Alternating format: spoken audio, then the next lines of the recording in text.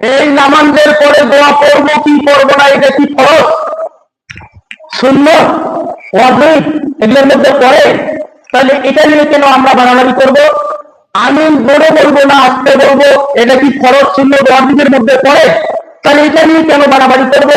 হাত কোথায় বাঁধব, উপরে বাঁধব না নিচে বাঁধব না, শাড়ি দিয়ে করবো না মাথাও বাঁধব, এটা কি ফরজ সুন্নাত নফলের মধ্যে মানে ফরজ সুন্নাত বা ওয়াজিবের মধ্যে পড়ে? না, এগুলার মধ্যে যেহেতু পড়ে না, অতএব কে কোথায় হাত বাঁধবে, কে আমিন করে বলবে বলবে না, এগুলা নিয়ে আমরা কোনো তর্ক বিতর্ক করব না।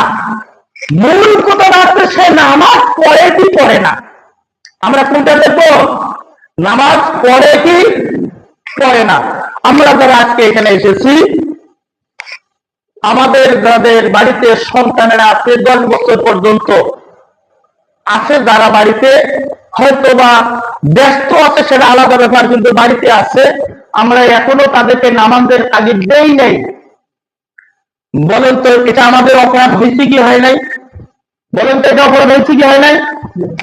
তাহলে আমাদের মূল টার্গেটটা হচ্ছে আমি নামাজ পড়বো, আমি এখানে নামাজ পড়তে আসবো, আমার বাড়িতে কয়জন আছে এদেরকেও নামাজি বানাবো, ঠিক না? দেখে অবশ্যই আমরা তাদেরকে নামাজের আহ্বান করব।